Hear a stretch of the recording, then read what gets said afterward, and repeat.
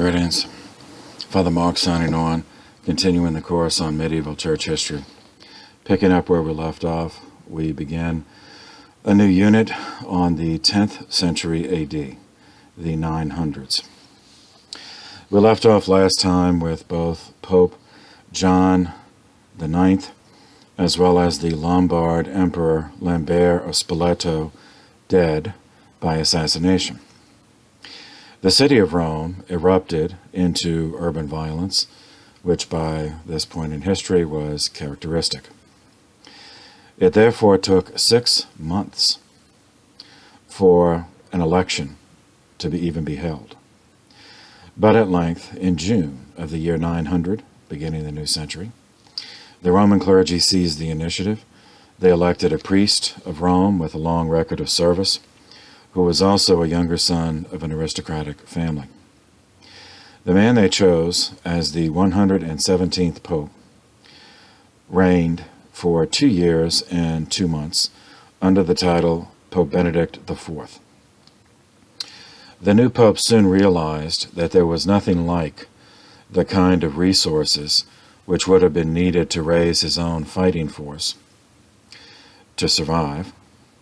That being the case, he had to find a protector for the Holy See, which put him back in exactly the same predicament which his predecessors had faced. Lambert of Spoleto, meanwhile, had no male heirs that outlived him. So that duchy of Spoleto was plunged into a bloodbath among rival chieftains, Lombard chieftains.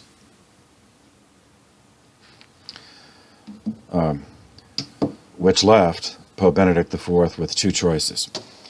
Either find another Italian house, noble house, or look outside of Italy. The most powerful Italian noble outside of Rome, but still within Italy, was another Lombard, named Berengar I, the Duke of Friuli, which is northeastern Italy. This guy had been claiming the title of Rex Italicum, King of Italy, since 887. Pope Benedict IV decided against him because Berengar had just been defeated the previous year, 899, by a new barbarian tribe to enter our story, the Magyars. Magyars.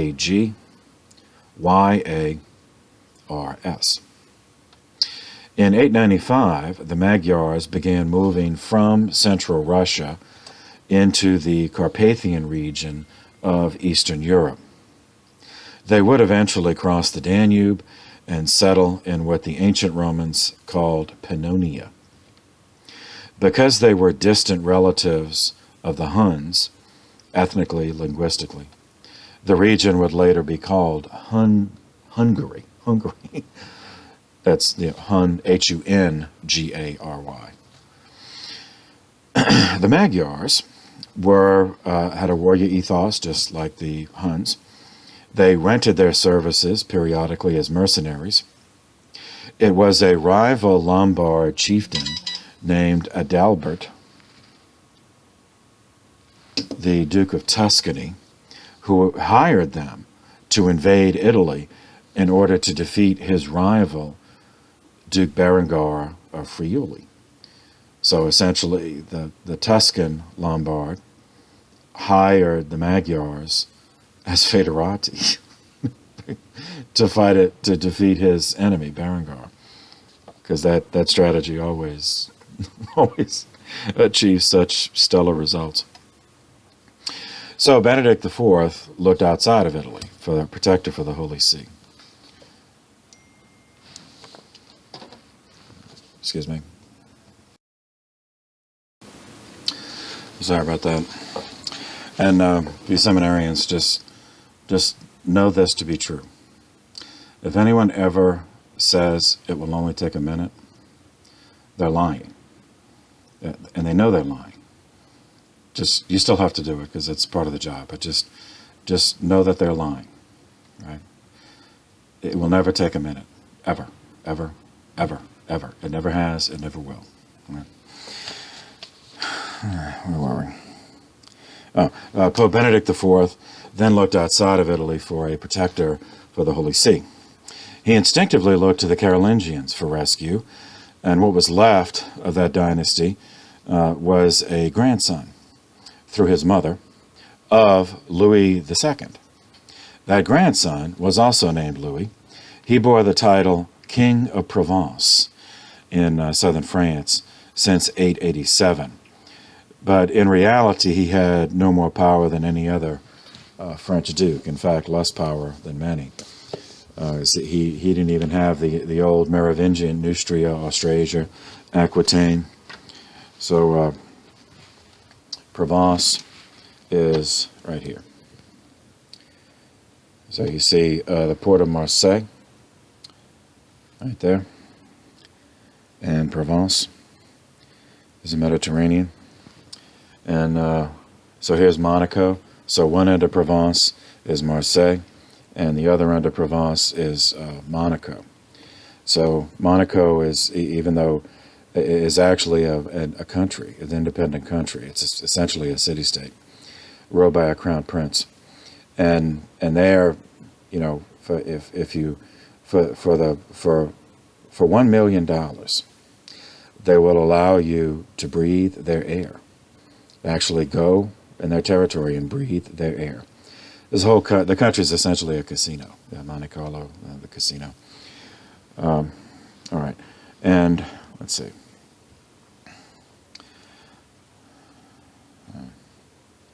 So right here is Milan, and then to the south is Pavia, the old Lombard capital. So you see the the distance and the reference there. And then Rome, this is Italy. So Rome, you go down the peninsula here for Italy. Okay. So this was, so here's Milan again, but now you hear a different perspective. So Rome is down here on the Rome is right here. And then Friuli is up here in Italy, northeastern Italy. And to orient yourself up there, here is Venice. So Venice was, even by this point, was a republic, was a city-state in the lagoon. So it was not part of the Duchy of Friuli, but Friuli was in northeastern Italy. That's up here. Okay. So, Provence, Louis of Provence. He was the last, well, not the last, well, as far as reigning, he is almost the last. But he is the King of Provence. And he bore, still, he had enough Carolingian blood and awareness of the heritage of the family that when the Pope called, he answered. He at least tried to answer. He moved his army into Italy in 900, where he engaged and defeated Berengar of Friuli, after which Pope Benedict IV crowned him as Rex Italicum, as the King of Italy, and as Holy Roman Emperor. Berengar, who survived, so he was tactically defeated, but it was not strategically, he survived. So Berengar then made common cause with the Theophylact family. Remember them. They were descended from a Byzantine family from the Exarchate of Ravenna.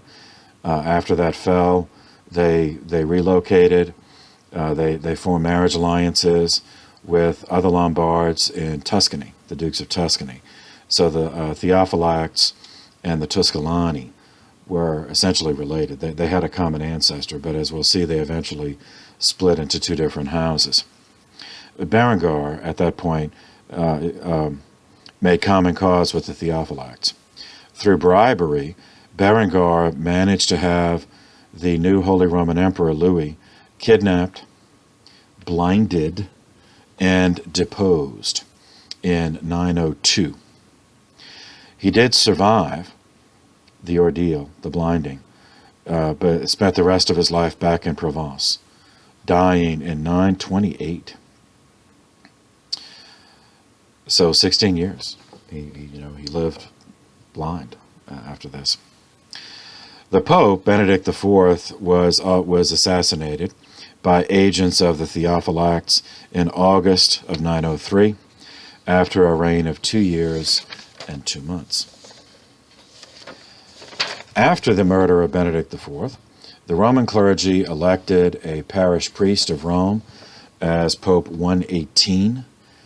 He was respected for his personal sanctity, but he was a commoner by birth. He took the title, the papal name, Leo V. None of the aristocratic families, either those in Rome or those in the Italian countryside, would give a person of common birth like Leo the kind of military support which was essential to survival in that time. The Roman clergy soon realized their mistake and were reduced to moving the Pope around in disguise, hiding him from assassins. A traitor priest in Rome named Christopher at this point entered the service of Satan.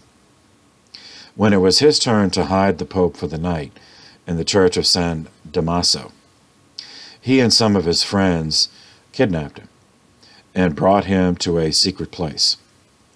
There they blinded Pope Leo, and Christopher proclaimed himself Pope. Obviously, this was not canonical, so Christopher is the 14th of the so far 39 antipopes in church history. Christopher evidently had the support of enough Romans to maintain himself for 4 entire months. But then, in January of 904, the Tusculani carried out a coup d'etat, capturing the anti-pope Christopher. They claimed that Pope Leo V and anti-pope Christopher were both dead, so they held a papal election. The clergy of Rome were utterly demoralized by this point and saw no choice but to elect the Tusculani candidate as Pope 119. This is Pope Sergius III on January 29th, 904. In fact, neither Pope Leo V nor the anti-pope Christopher were dead. The Theophylacts blinded the anti-pope Christopher and chained him in a dungeon to Pope Leo V, whom Christopher himself had blinded.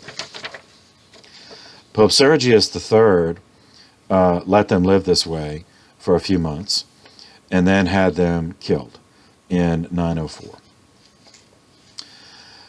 The 119th Pope, this guy Sergius III, is the first truly bad Pope in the medieval period. Now, we have seen popes who made mistakes. We've seen popes who were perhaps too weak for the time, that they lived in, or popes that just, they wanted to do, but they just didn't know what to do. So sometimes they did nothing. But so up to this point, they were all at least ethically, upright men. Sergius is the first medieval pope to have been personally immoral and corrupt. He was the pet bishop of the House of Tusculani. They lured him into their sphere of influence by arranging for one of their female members, named Marussia, to seduce him and become his mistress. He fell for the trap and was the puppet of that family for the rest of his life.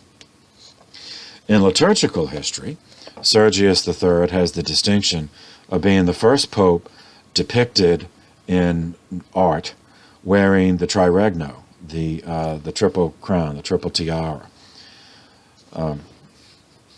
Because of the chaos of the time, it's not possible to know if he was the first to actually use it, but he was the first to have himself pictured on his coins wearing it.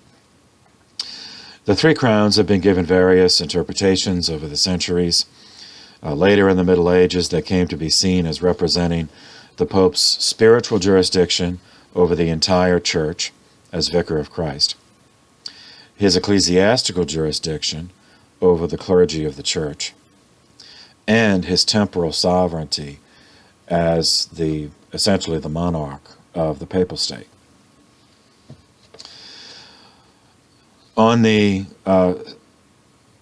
So in other words, Satan is having his field day. That this is what Satan's always wanted, just to take the papacy out of the loop, and for a time he did, as we see. Remember I told you this. That the Lombard involvement in the papacy would bring us to its lowest point in history, far lower than the Renaissance, because at least those popes left something behind. They created beautiful churches, works of art. These clowns left nothing behind. Yet the Holy Spirit is also alive in the church, and so when those use their free will to turn away, in some parts of the church, the Spirit and others respond to the call, and that brings us to what happens next. On the 2nd of September, 909, the Abbey of Saints Peter and Paul was established in the town of Cluny, Cluny. That is in east-central France. Established by Duke William I of Aquitaine. The abbey is commonly referred to as Cluny, after the town, even though it was actually the Abbey of Saints Peter and Paul. And the houses, which were later established by this original house, are distinguished. They're called Cluny Abbeys, even if they were located in other towns or other countries. Duke William had conducted his life as a warlord of the age, and by this point we know what that means. He was violent, brutal, merciless. His reward was control of all of southern France, south of the Loire River.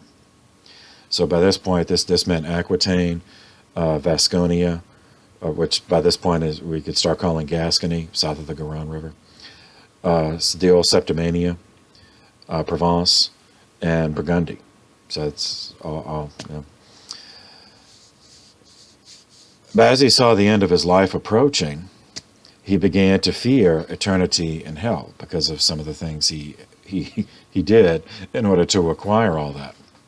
He established this abbey in the hopes that having an entire monastery of monks praying for him would save him from hell. So that meant he wanted to have good monks in the abbey. And he knew about the feudalism problem. They wouldn't have called it that then, but the problem of so many families like his, aristocratic families having sent younger sons into the church without a genuine vocation, and all the negative consequences that brought. So he did not want that he wanted monks who were actually going to pray for him. So he located an abbot, who now a saint, Saint Berno, Berno. Berno was born into the aristocracy of Burgundy. As a younger son, his father, Odin, gave Berno to the church, gave him to the Benedictine Abbey of St. Martin in Autun. But we've seen different reactions to that.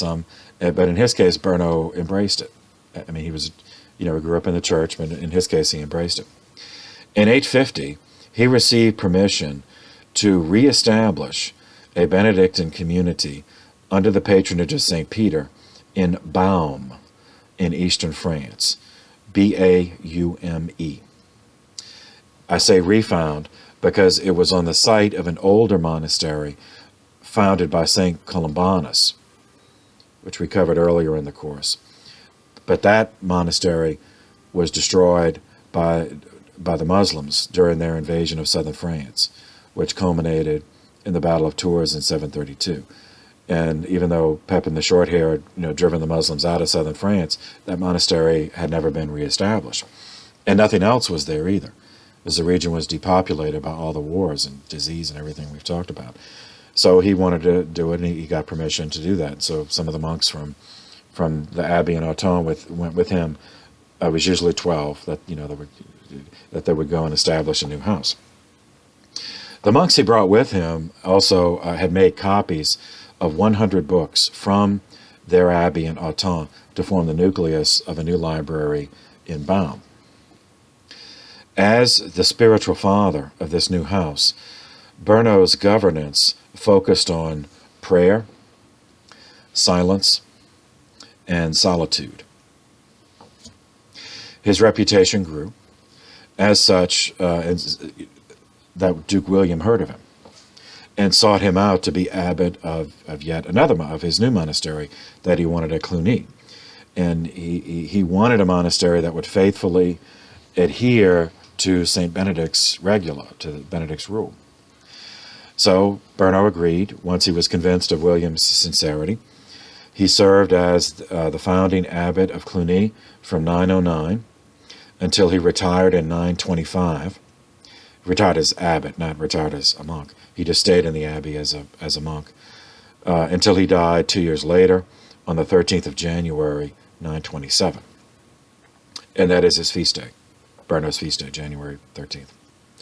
Duke William gave proof of his intentions when he endowed the abbey with sufficient land to make it independent.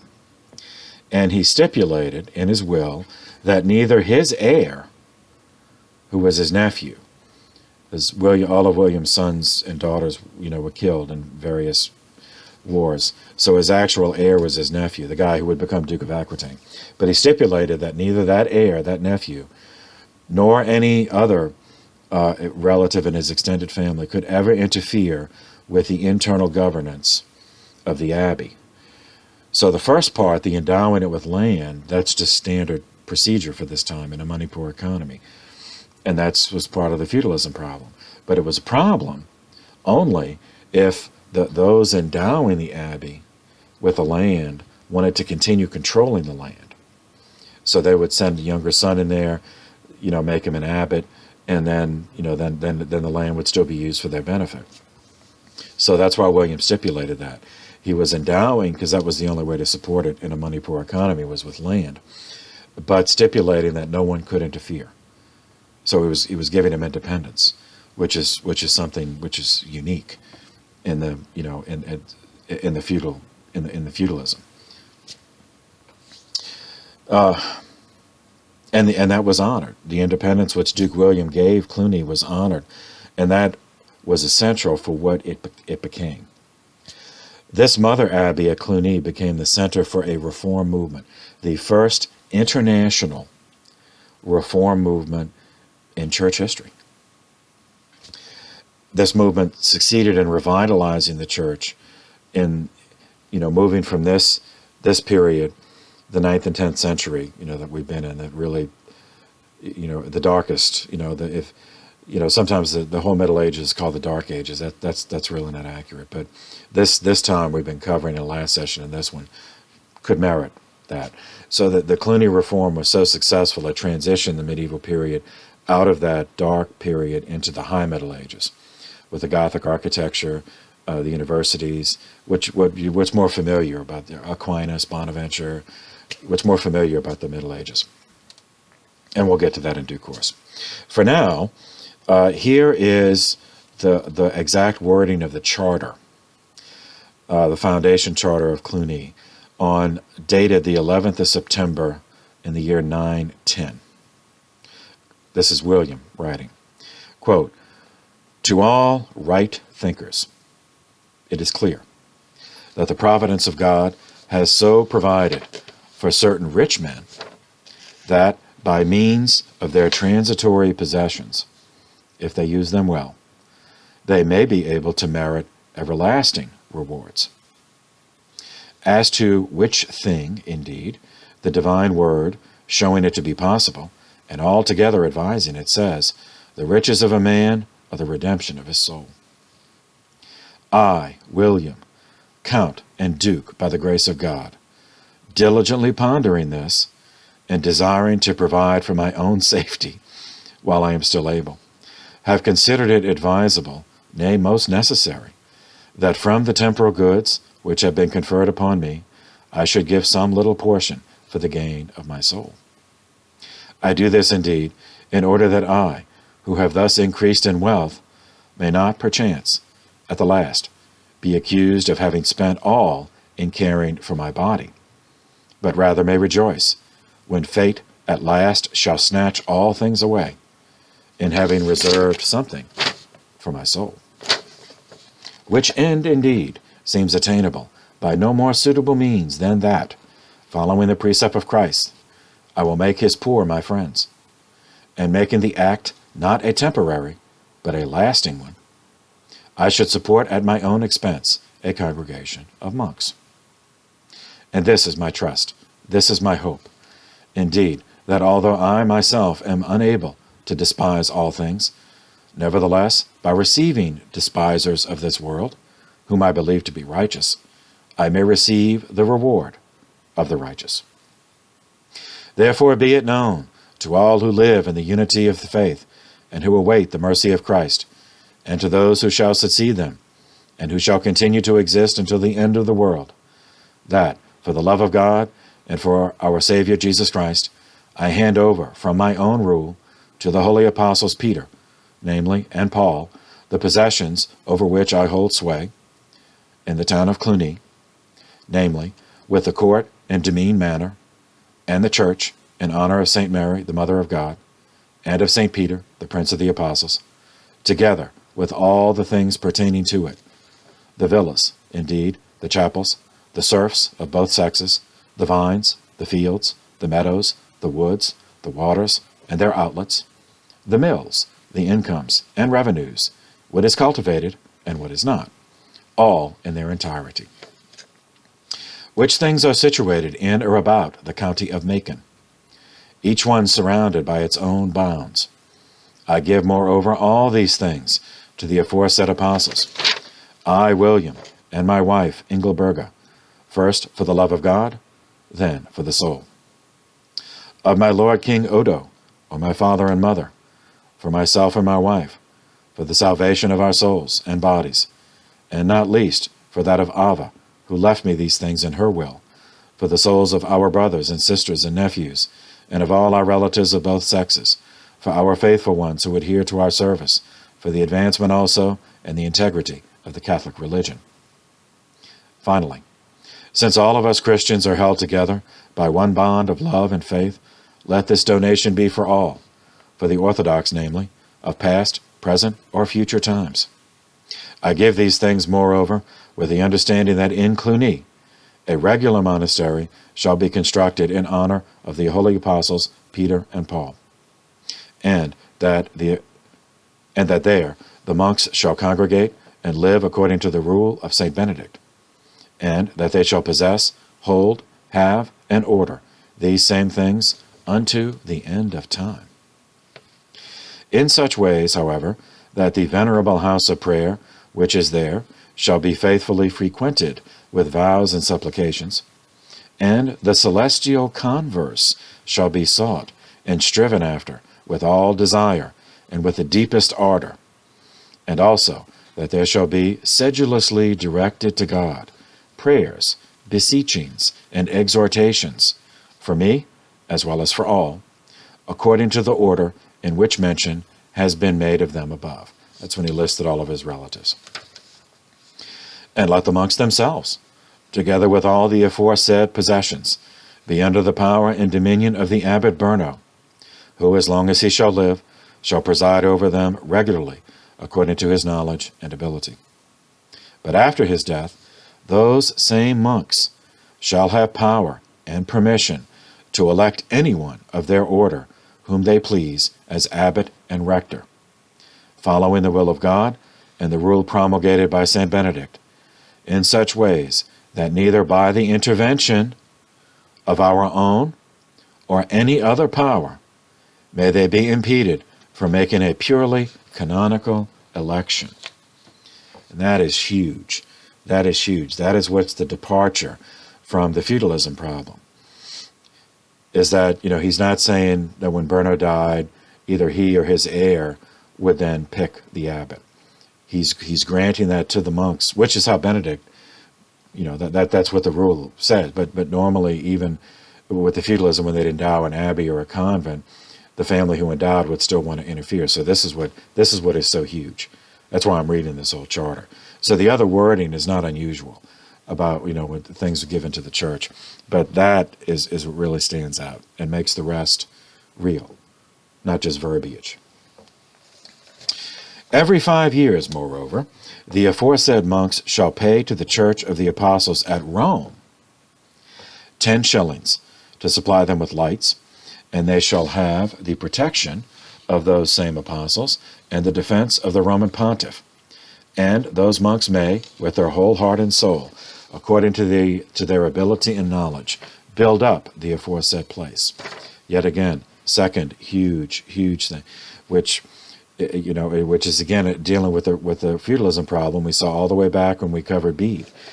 He's making this, stating that part of the grant is that this abbey, not only are they internally independent, but outside, then they directly under the Pope, not under the local bishop, who might have been appointed because of the feudalism problem. So again, yet another layer of protection for their independence.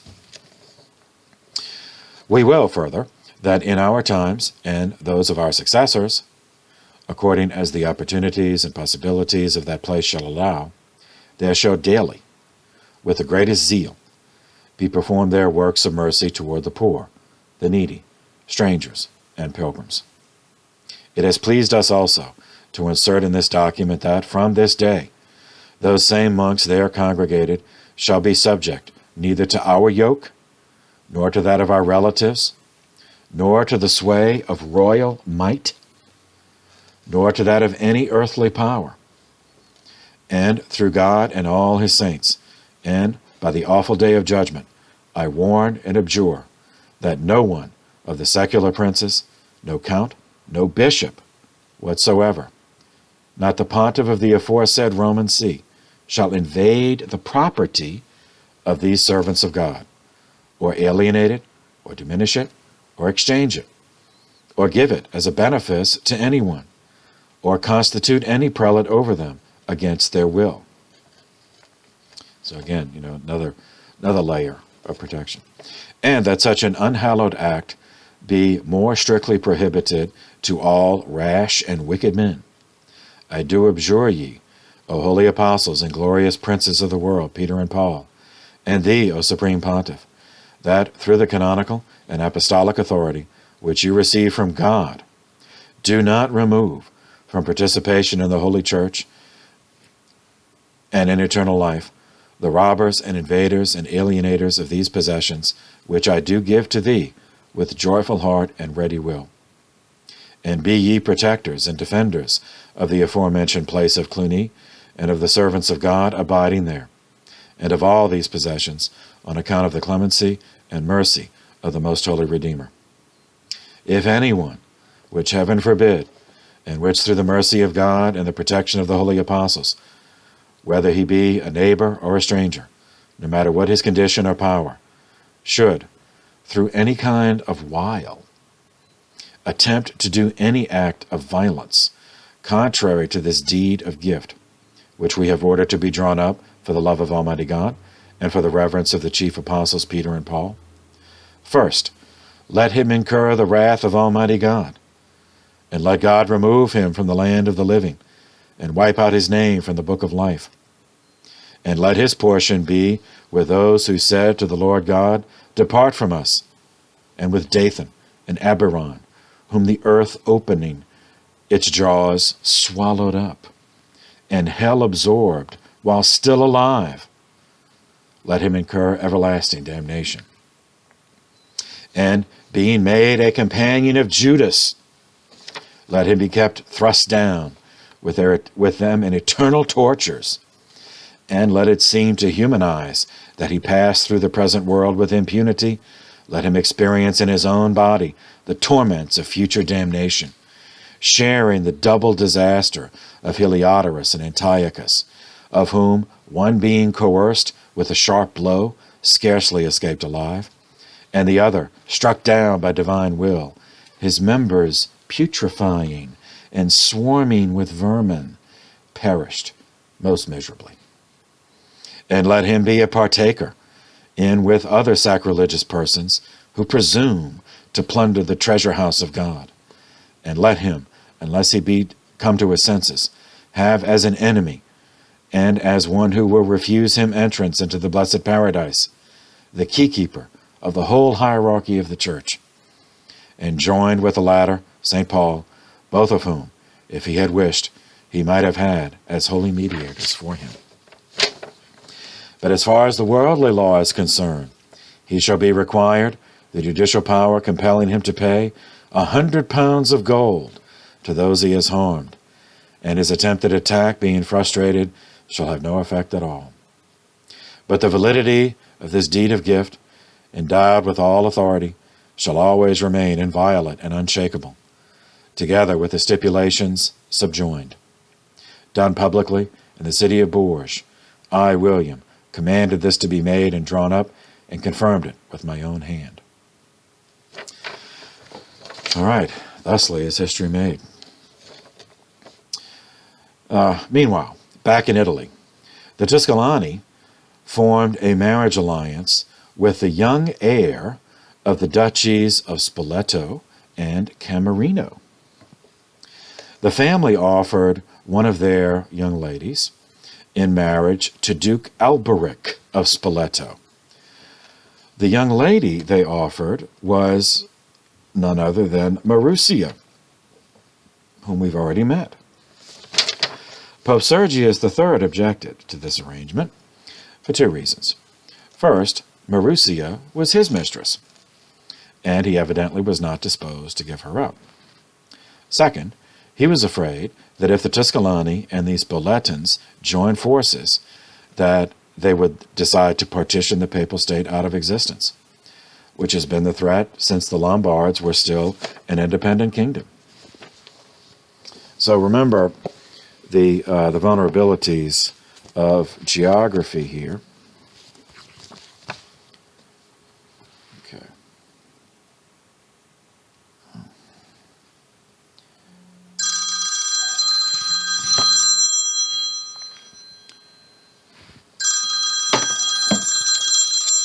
Excuse me. All right, sorry about that. Spoleto. So here's Rome. Here, and so Spoleto and Benevento, Camerino, all that's all around, and then Tuscany's up here. So we're Florence. So here's Florence. So that's Tuscany. So you see, if the unification of Tuscany up here with Spoleto and Benevento down here would surround the papal state and actually cut through it, because remember the papal state was this diagonal line across from coast to coast in Italy. So it was a genuine existential threat. So the Pope Sergius III opposed this scheme. For his opposition, he was poisoned on April 14th, 911. According to the good Bishop Lutprand of Cremona, Marussia poisoned him herself. But whoever did it, the deed took place 7 years and 3 months after his election. It was with a refreshing absence of urban violence that the 120th Pope was elected and accepted election in April of 911, reigning for 2 years and 4 months under the papal name Anastasius III. He was a member of the House of Tuscolani. In his reign, recall that northern France had been the target of repeated Viking attacks we talked about last time. Those Viking attacks continued. I mean, we just did one example of Paris, because we don't have time to cover them all. So that was one exemplar. We just know that those attacks continue. They continue to grow in size and determination and destructiveness. The Vikings, that particular siege of Paris, 885 to 86, was beaten back through the leadership under the leadership of Odo, the Count of Paris, and Joscelin, the Bishop of Paris, leading the well-trained French knights. By the time of the reign of Anastasius III, 25 years had passed since that siege. The King of France, by this point, was a man of personal decency, but militarily incompetent. But he did have some Carolingian blood. This is Charles III. He's called in the Latin chronicles, the monks, that is Carolus Simplex, so Charles the Simple. He was not king of all of France because, the Carolingians, they just didn't have the power they once had. He was king of West Francia, so that sort of corresponds with part of Old Neustria, the western half of Old Neustria. He was the third son of King Louis II by his second wife. So, it does have some Carolingian blood, but it's certainly not the direct line to Charlemagne. Meanwhile, one of the Viking chiefs who had participated in that siege of Paris 25 years earlier was still around. And this was Rolf the Walker. Remember, I told you we'd meet him again, so here we go. But in French chronicles, this is Rollo the Viking, R-O-L-L-O, Rollo the Viking. In 911, Rollo led another attack into the heart of France for the purpose of pillage, and avoided the previous mistake of trying to take the well-defended city of Paris. Instead, Rollo and his Norwegian Vikings set their sights on the town of Chartres. It's C-H-A-R-T-R-E-S. So, the French, they don't pronounce the suffix, so they have Chartres or Chartres, or if you're from New Orleans, Charters, Charter Street, It's, if you live in New Orleans, as we do, we got the Charter Street, Chartres, or whatever you want to call it. It was 50 miles outside of Paris. Once more, the Vikings were shocked at the tactics of the French knights. The town was, and still is, surrounded by open fields, so the Vikings could see that there was no army standing there waiting for them. As they moved towards the town, they were startled to hear the sound of horses. They turned to their left flank, and they saw an entire formation of 200 mounted knights charging straight at them, which they just seemed to just have appeared out of nowhere. Rollo had 10,000 Vikings with him, so these knights could have easily been surrounded and overcome. But the suddenness of the charge and its appearance out of thin air made the superstitious Vikings fearful, so they lost their organization, and so they withdrew, and they lost 1,000 men in a fighting retreat. The battle took place on the 20th of July, 911. Rollo never discovered how this was accomplished, but the town of Chartres had scouts in all directions, so they knew the Vikings were coming. The fields around Chartres, while they do look flat, they were planted with tall grass, tall stalks of grain. So the knights had gotten low in a ravine, which was not visible because the grain crops made it look like it was all level. So this enabled them to create the illusion that they had just arisen out of the ground when they got out of the ravine, So it was at this point that history changed. For reasons which no one could comprehend, and which I still can't comprehend, Carolus Simplex, the King Charles the Simple, decided not to pursue and annihilate this Viking incursion, as all of his advisors begged him to do.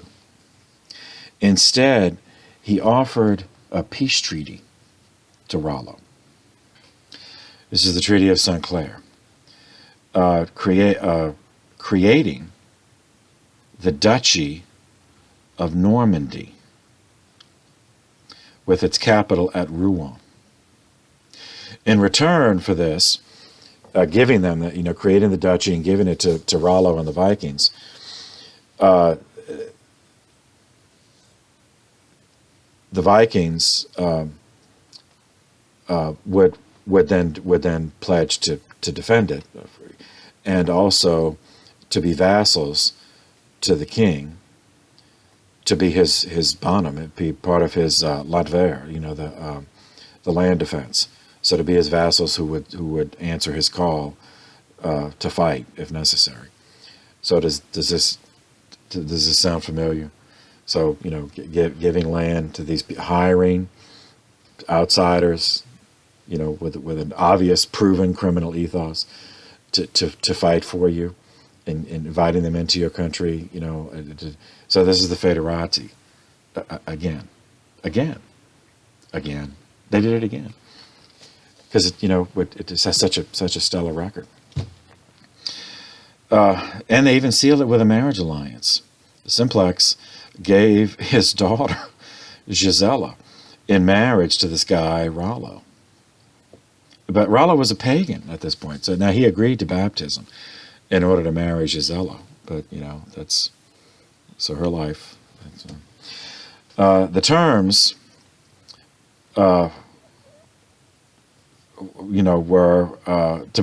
would have to become a vassal to Simplex, and in return, Simplex created the title Duke of Normandy for Rollo and his descendants. Now, where did the word Normandy come from? Well, who were the Vikings? The Vikings are from the north, so they're Northmen. Northmen. That kind of the th becomes an s, so that became Norsemen. Then that got contracted to Norman. So Normandy. So the duchy of the Northmen, the Vikings, became the duchy of Normandy. And Normandy is still a part of France. I mean, it's not a duchy anymore, but it's still part of France. Rollo knew how vulnerable he was, even if Simplex did not, so he accepted the terms. Therefore, in the year 911, Rollo, the Viking, was baptized, made Duke of Normandy. Then he changed his name yet again. So Rollo becomes Duke Robert I of Normandy, or Robert, since it's French, and son-in-law of the king. So this imposed a feudal aristocracy of Vikings on the French Catholic population. Since the Vikings were barbarians, having little culture of their own, they naturally absorbed much of their culture from the French surroundings, including the language and the Catholic faith. However, the process of cultural assimilation is never unidirectional. It's a complex, multi-directional environment where cultures interact. Since the Vikings were the new rulers, the population of the province could not entirely avoid influence from Viking culture, especially as these warriors married French women and had children with them.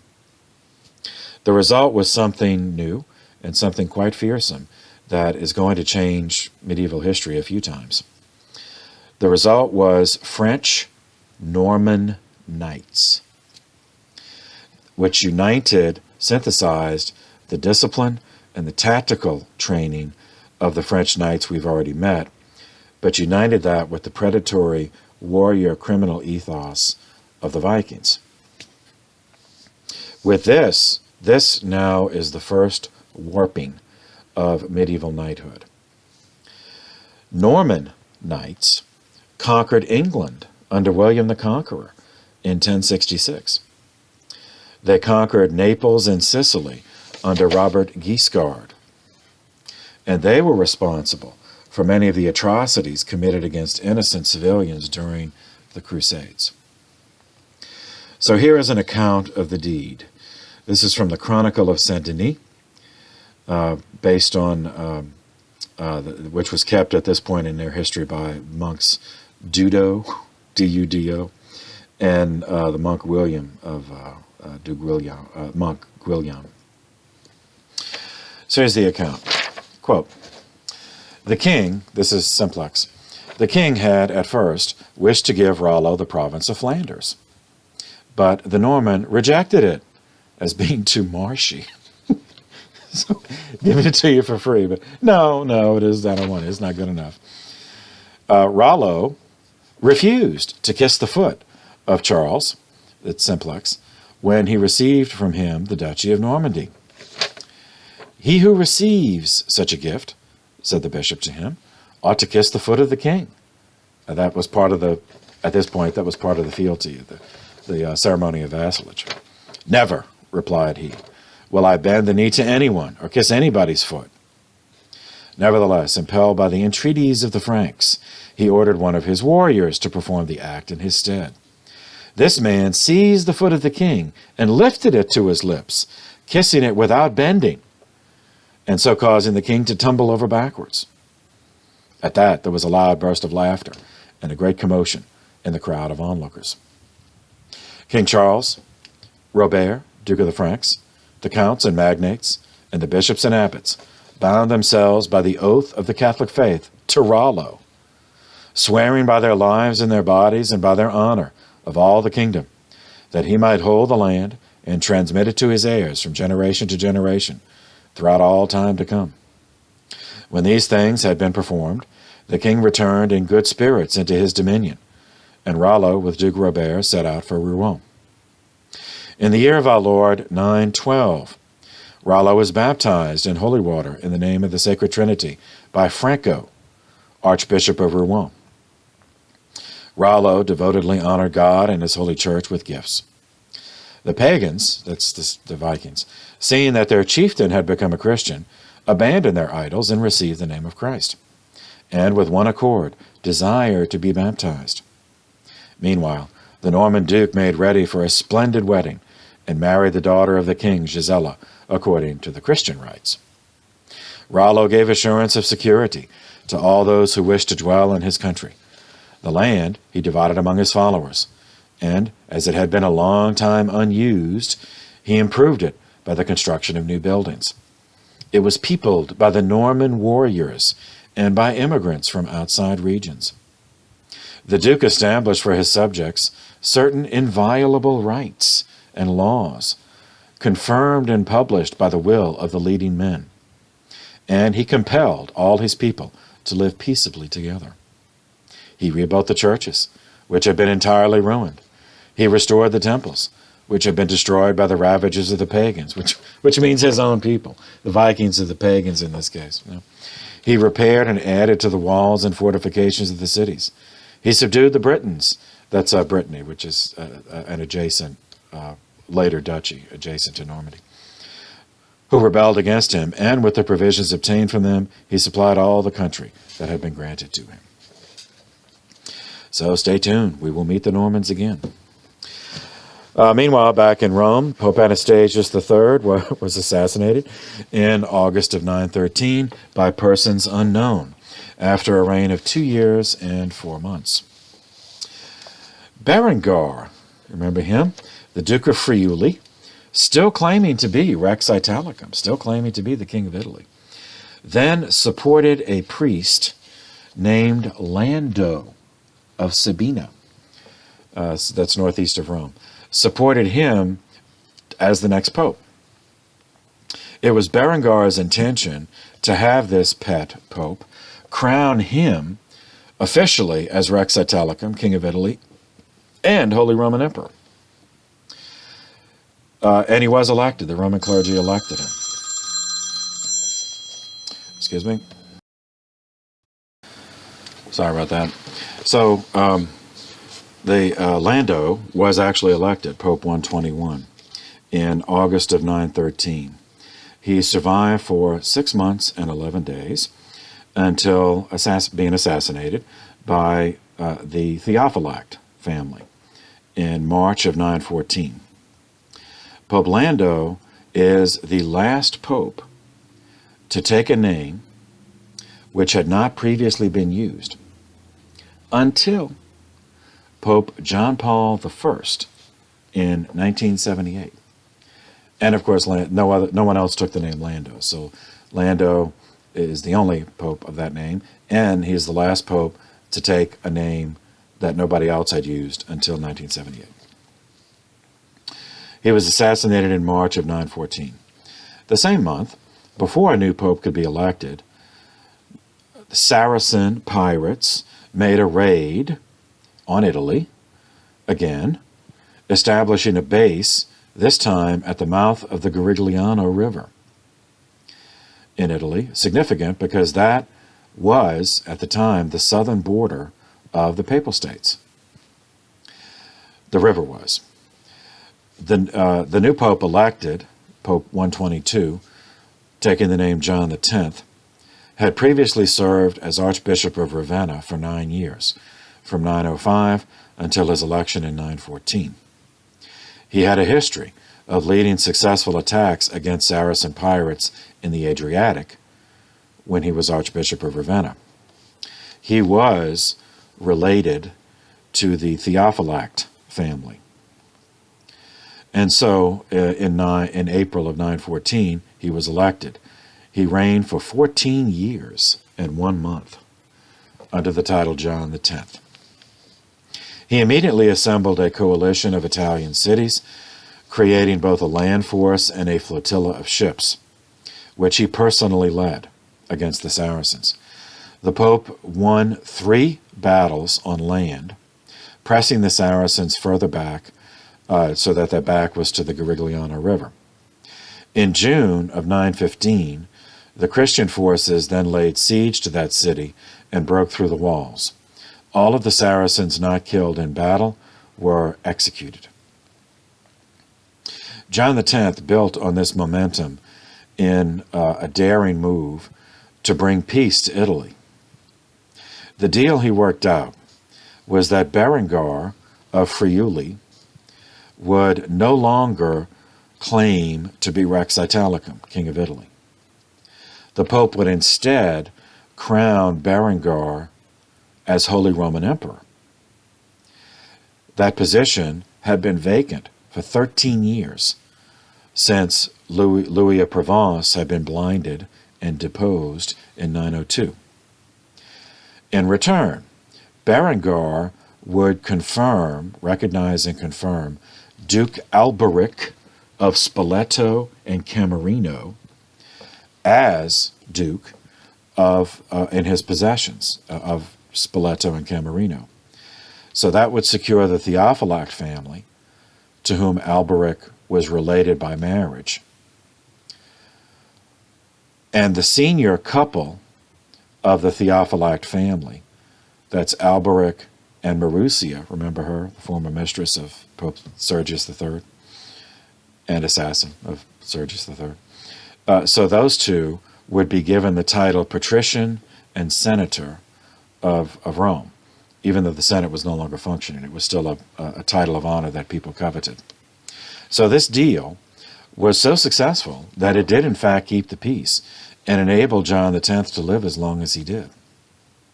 The settlement ended 9 years later when Berengar died in April of 924. Pope John, leaving vacant once again the position of Holy Roman Emperor. Pope John X was then considering Hugh of Provence as the next emperor. But before any action could be taken, Pope John X was assassinated by persons unknown in May of 928. History records that the office of Holy Roman Emperor would subsequently remain vacant for the next 38 years until Otto I, Otto the Great, the German, Saxon German, reclaimed it in 962, which we'll get to in due course. But so Pope John was assassinated in 928.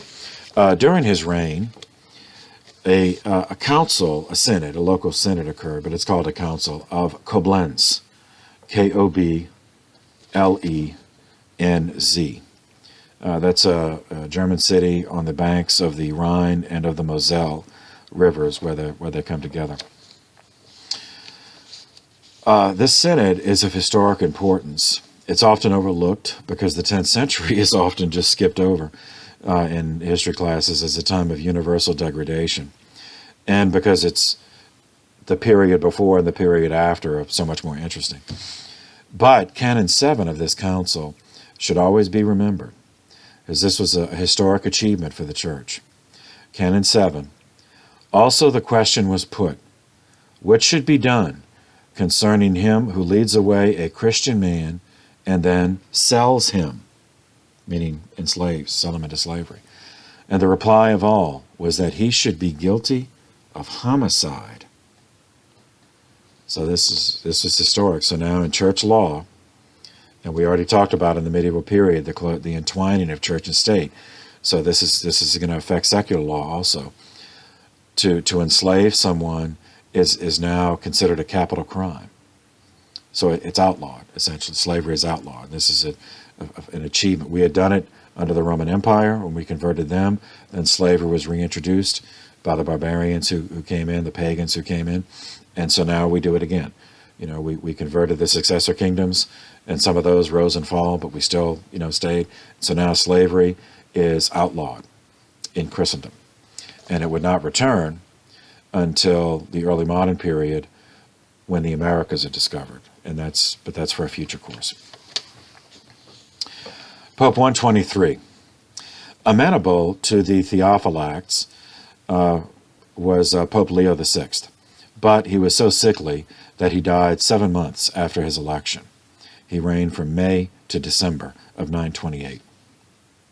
The Roman clergy then elected a Tusculani candidate. He was an elderly cardinal. He accepted election in December of 928 as the 124th Pope. And this is another Stephen. So seminarians, I'm sorry. This is Pope Stephen VII, but with the 8 in parentheses because of the Stephen problem. He survived for 2 years and 3 months, and he managed the extraordinary feat of dying of natural causes in February of 931. The Roman clergy then elected another Theophylact candidate. This guy was the son of the previous Pope Sergius III with his mistress Marussia. So now he's all grown up. And at the time he was serving as a cardinal at Santa Maria in Trastevere in Rome. He accepted election in February of 931 as the 125th Pope. He took the papal name and numeral John the 11th. He survived for 5 years and 11 months. Excuse me. All right, sorry about that. Okay, so John the 11th survived for 5 years and 11 months from 931 to 936. Pope John the 11th's most long-lasting contribution to church history takes us back to Cluny and its renewal of Benedictine monasticism, which we saw began in 909. Now we're at 931, so a generation has passed. And Pope John the 11th received a petition for help from the second abbot of the monastery of Saints Peter and Paul at Cluny. He's the one who followed Saint Berno. The second abbot is Saint Odo of Cluny, O-D-O. Pope Benedict XVI described Odo's role in medieval church history as follows. Quote, he, Odo, fits into that period of medieval monasticism which saw the surprising success in Europe of the life and spirituality inspired by the rule of St. Benedict. In those centuries, there was a wonderful increase in the number of cloisters that sprang up and branched out over the continent, spreading the Christian spirit and sensibility far and wide.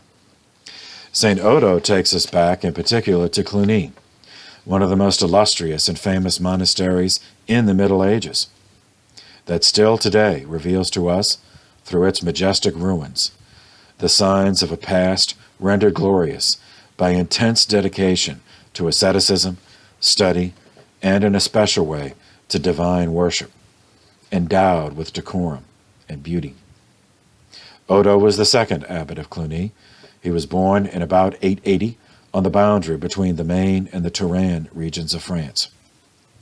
Odo's father consecrated him to the holy bishop Martin of Tours, in whose beneficent shadow and memory he was to spend his entire life, which he ended close to St. Martin's tomb.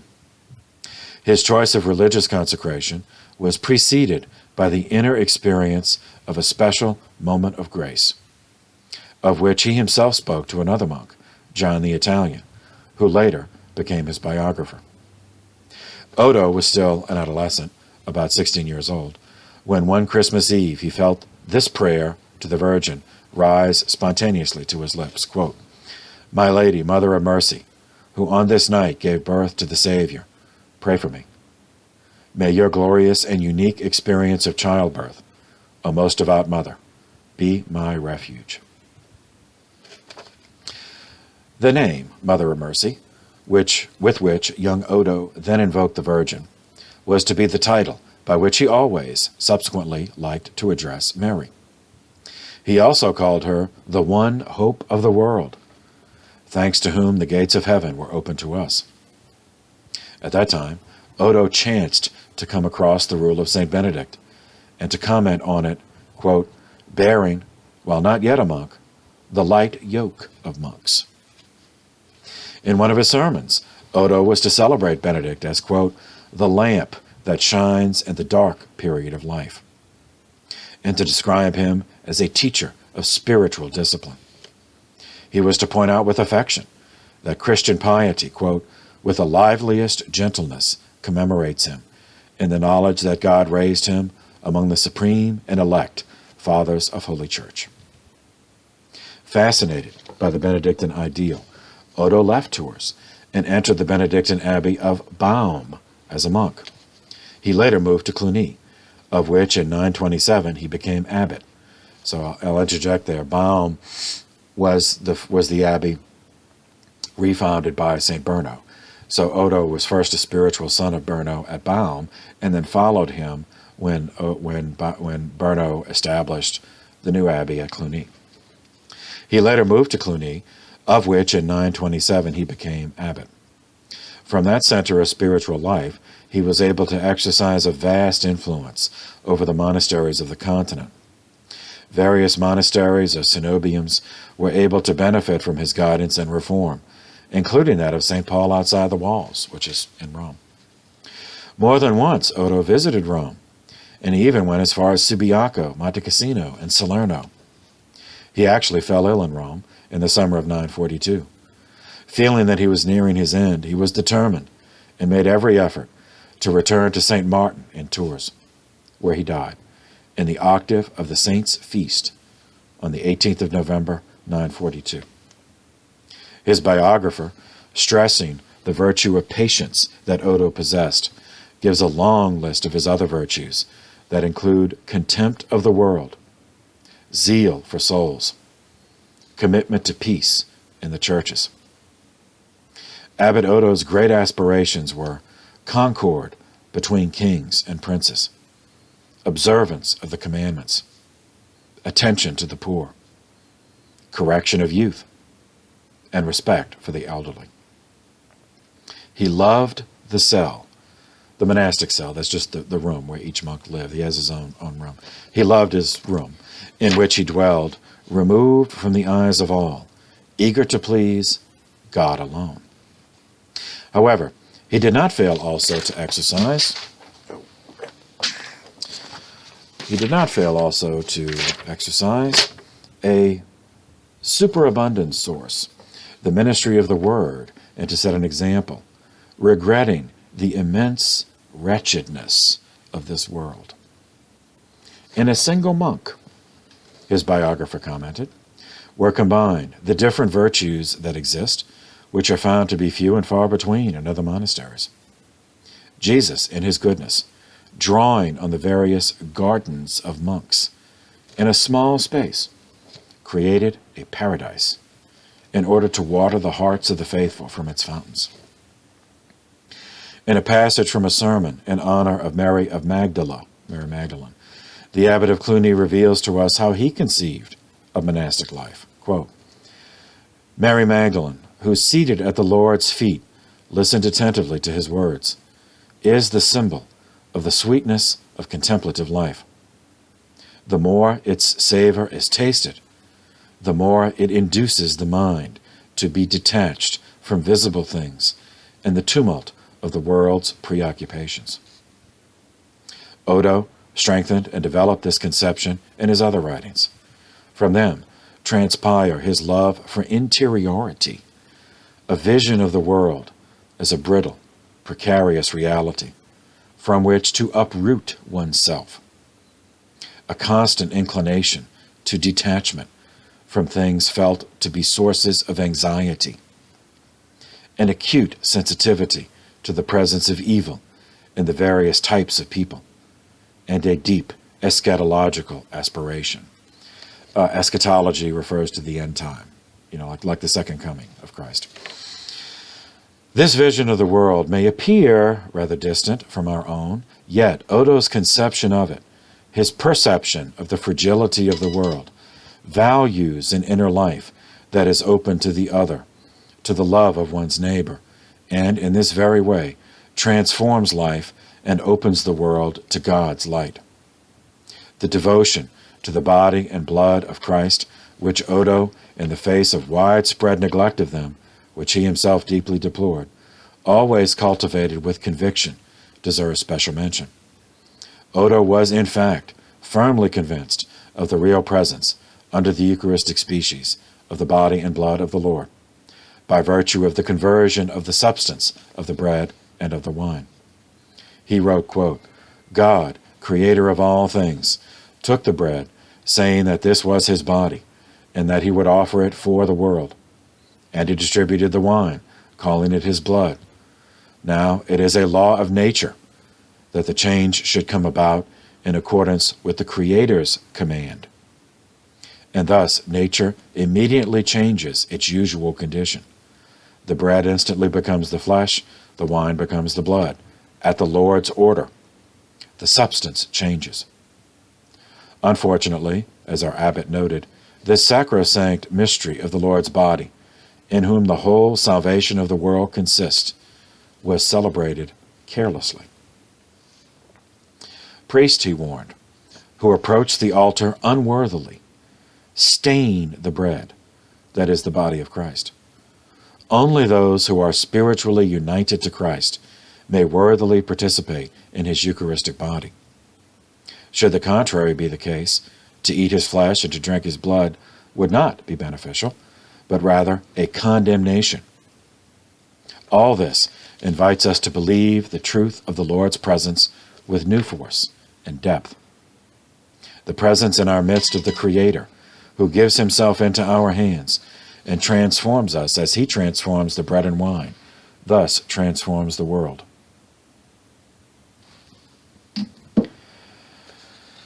St. Odo was a true spiritual guide, both for the monks and for the faithful of his time. In the face of the immensity of the vices widespread in society, the remedy he strongly advised was that of a radical change of life based on humility, austerity, detachment from ephemeral things, and adherence to those that are eternal. In spite of the realism of his diagnosis of the situation of his time, Odo does not indulge in pessimism. We do not say this, he explained, in order to plunge those who wish to convert into despair. Divine mercy is always available. It awaits the hour of our conversion.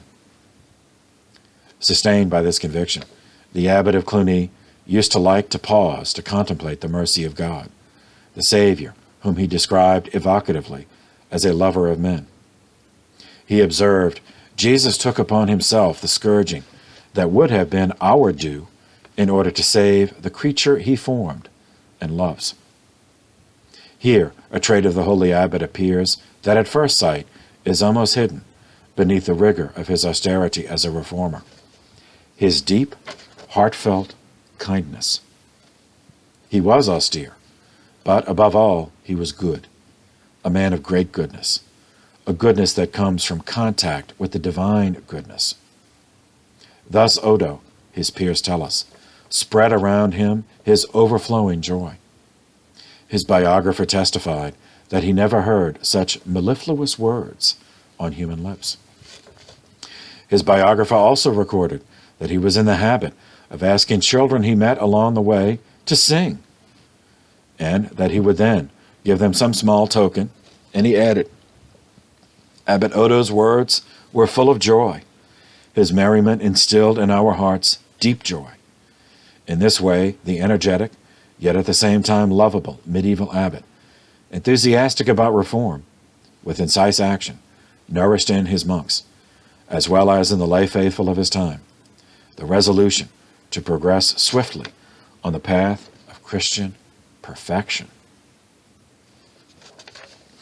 So Odo was born into the French nobility, the son of the Count of Anjou, whose name was Fulk, F-U-L-K, Fulk II.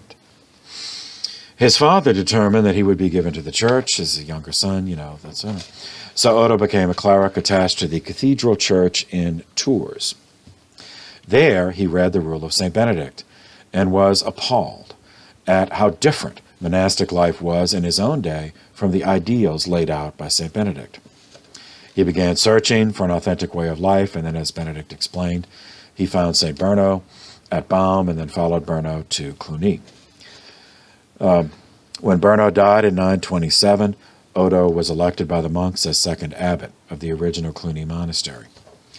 4 years later, he felt that the monastery was ready to expand its reform activities outside of its own town. And for that purpose, St. Odo wrote to Pope John XI in 931, requesting papal delegation for himself, for St. Odo, and the Cluny monks to conduct a visitation of monasteries in France which were claiming to be Benedictine, to ascertain if they truly were living the rule, and if they were not, that the Cluny monks be given legatine powers to reform the houses, to be papal legates, to exercise authority in the name of the Pope. Pope John XI granted the permission, and St. Odo's visitations began in 931. These visitations were not welcomed, as the deterioration of the monastic vocation was largely due to the feudalism problem, to the warehousing of younger sons of the nobility in abbeys and monasteries, meaning that they were filled with men who were not called to monastic life, and therefore made no effort to actually fulfill it. Duke William of Aquitaine had endowed the original Cluny Abbey, supported St. Odo, and assisted by assigning a detachment of troops to protect Odo and the visiting monks, as more than once St. Odo's life was in danger. Nevertheless, the reform visitations continued. And this is the way, 931, this is how the Cluny interpretation of St. Benedict's rule became the first international the first international reform movement in church history. And so we can summarize that reform in 6 points. First, regular and correct recitation of the divine office and the Mass. Second, training in the Cluny style of liturgical music, which was Gregorian chant. Third, training monks to be artisans and craftsmen producing sacred art. Fourth, promoting pilgrimages to local abbeys for the laity to see the results of the reformed liturgical celebrations and sacred art. Fifth, promoting the peace of God. Now that's capitalized. Peace of God is capitalized. It's a proper term. It's not just the general peace. Yeah, we pray for peace. This is the peace of God, which is a proper term that became a construct in law. Specifically, a ban on violence perpetuated against those who were unarmed, like those going on pilgrimage. So this was in order to curb the homicidal tendencies of this barbaric age. It had only limited effect. but it was still an ideal that the Cluny monks should promote, is, that no unarmed no unarmed person should be attacked. And sixth, making the abbey churches venues of the truce of God, also capitalized, proper term, construct in law, which is distinct from the peace of God. The truce of God was a public liturgical ritual in which the relics of saints would be brought into a church, and rival warlords would also be brought into the church. And they were expected to make some sort of peace. So it would be mediated by the bishop or the abbot. In some cases, the abbot was the bishop. But they would be in church in the presence of the saints' relics, and it would be mediated by a high churchman, some peace between the warlords, as opposed to just slaughtering each other. So in the truce of God, that meant it was like sanctuary, like they would come and fighting was prohibited. So they would talk, and if on the first day they didn't agree, well, they had already pre-agreed to meet in peace and separate in peace. So that is the ideal there. Again, well-intentioned, but had somewhat limited effects. Recall that Berengar I, the Duke of Friuli and Holy Roman Emperor, was assassinated in April of 924. Pope John XI's mother, Marussia, was a widow at the time. Remember, she was first, we met her first, she was a mistress to Pope Sergius III, and to him she gave birth to the future Pope John XI. Then after she assassinated Pope Sergius III, then she was married, formed a marriage alliance with her family, the Theophylacts, with a Spoletan. So she married Duke Alberic of Spoleto. Well, Duke Alberic was deceased, so now the Lady Marussia, the Duchess Marussia, was a widow. Therefore, at her urging, her son, Pope John XI, summoned Hugh, the Duke of Provence, in southern France, to take up the title of Rex Italicum, the King of Italy, with the understanding that if he was able to actually assert military dominance over Italy, that he would be rewarded with the title Holy Roman Emperor. So meaning that Marussia would then, if she married him, would then be Queen of Italy and Empress, Holy Roman Empress. So she got her son, the Pope, to facilitate this. So after being crowned Rex Italicum, and she, Regina Italicum, in 926, they were married, and as a couple, Hugh and Marussia governed Rome as King and Queen of Italy. 4 years passed until December of 932, at which point something happened. It can only be partially reconstructed. I mean, there's some things we can retroactively deduce, but not all the details. There was a fight between Hugh of Provence, current husband of Marussia, a fight with Alberic II, Duke of Spoleto, who was Marussia's son by her first marriage, but her second, by Alberic I of Spoleto. So those two, Hugh and Alberic II, got into a fight.